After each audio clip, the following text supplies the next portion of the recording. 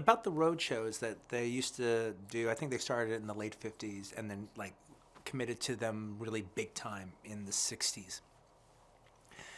I mean, I didn't really live through this experience. It's just I'm a little too young for it. I was alive during that time, but I don't think I was being taken at 6 or 7, to a big exclusive ticket selling of Battle of the Bulge. All right.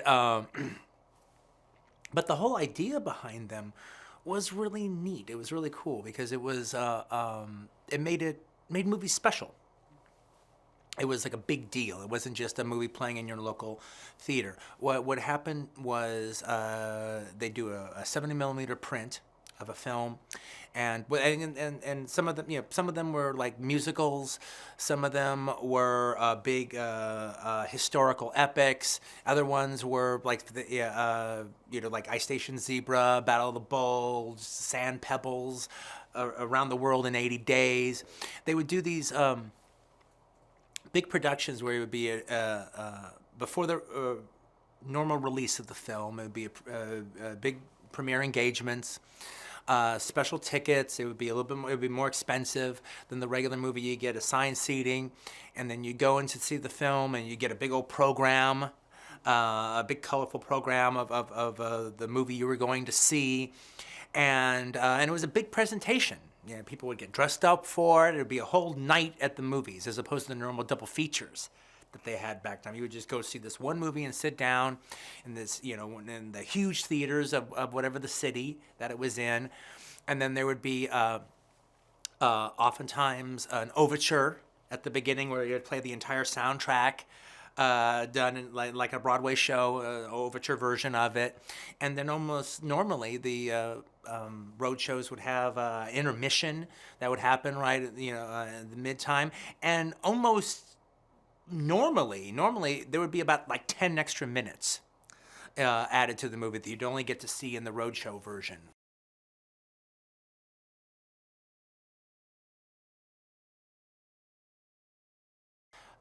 If I'm going to shoot in 65 millimeter and release in 70, I'm not going to get 3,000 theaters to convert to 70, even if they wanted to, which they don't. It wouldn't be possible.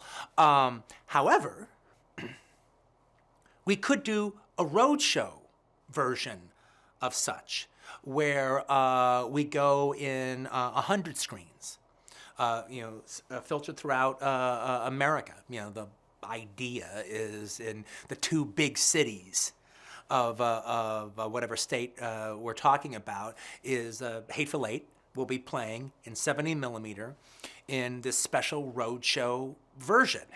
And so in a weird way, that actually seems very applicable, and it could actually work very well for us. And it takes it out of just the whole Cineplex vibe that it actually is this big thing, and we're going into the bigger theaters that we can find. And in a lot of the cases, some of the ones that are still set up to do 70 are the old picture palaces that are still in existence. Most of the big towns have that one old theater that is still in business. Maybe maybe it's a concert venue now. Maybe it's maybe it's something else now.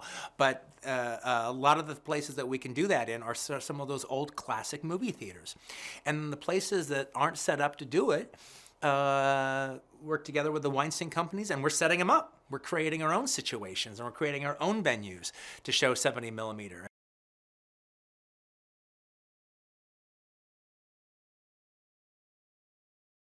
By shooting it in 65 millimeter, I'm guaranteeing to some degree or another there will be 70 millimeter film prints out there in the world screening for people who care. 24 frames a second flickering through the projector, creating the illusion of movement.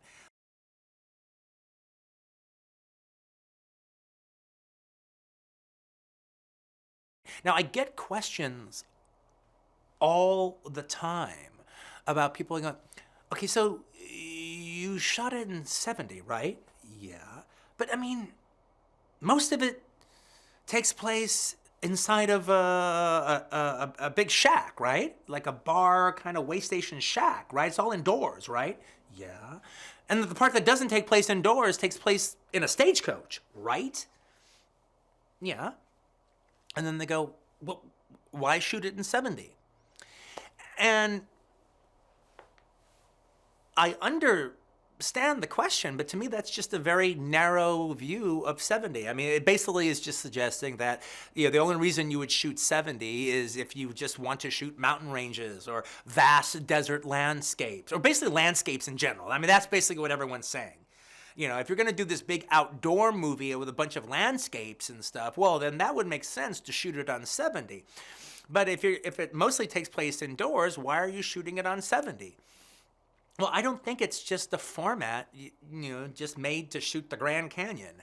I don't think it's a format that, like, its only place is the Sahara Desert, or its only place is the Gobi Desert, or the only place is, the Rocky Mountains of Colorado on a big wide vista. I think it's one of the most dynamic, beautiful looking formats that there is.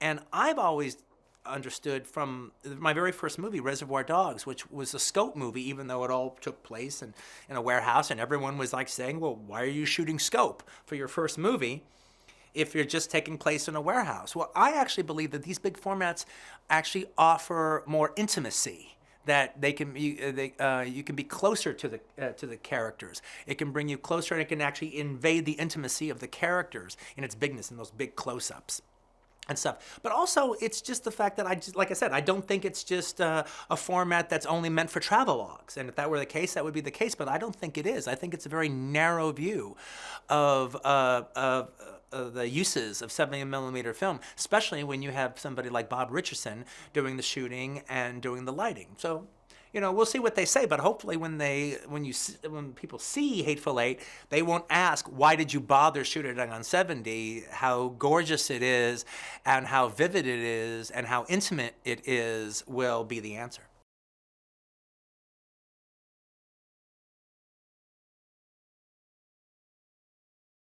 These lenses hadn't been used since the movie Cartoon with Charlton Heston and Laurence Olivier. That was the last time they were used, about 40 years ago.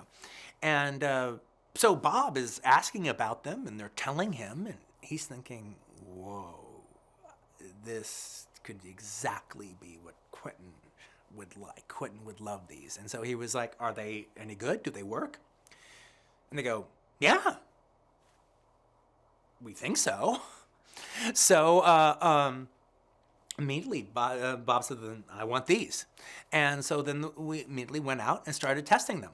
And shooting tests and putting them under some sort of a stress test because, we were going to be filming in frigid cold where cameras and all that kind of stuff freeze commonly. So we need to be able to know, would it work? How do they look? Do anything needs to be worked on? And definitely there were things that needed to be worked on about them. But they ended up being fantastic for us. And just to give us an idea of exactly what it is we were going to see, Panavision set up a screening of the Chariot Race of Ben-Hur in its original 2.7.6 format. And I realized I had actually never seen Ben-Hur in its original 2.7.6 format. And it was truly, truly amazing. And so, we just decided to go ahead with the lenses until we put them through the stress test. And if Bob says they were good to go, then we were going to use them.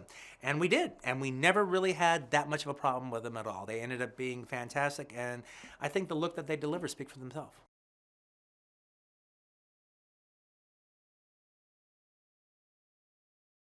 The way the actors reacted was, they just thought it was special. I mean, there was one, they thought it was just very exciting that we were shooting in 70, and they thought it was exciting seeing the big camera and the big mag and the big old lenses. And, but almost all the actors that I have in this movie are more older school types. So they like working on film. On film, there was a special magic on a set when you said action, and to the point that the take ran until you said cut. And that was a sacred time. That was a special time. People stopped doing what they were doing, and everyone settled down, and this was money, and this was the time, and that's film running through a camera. No one took it for granted. and it was a thing.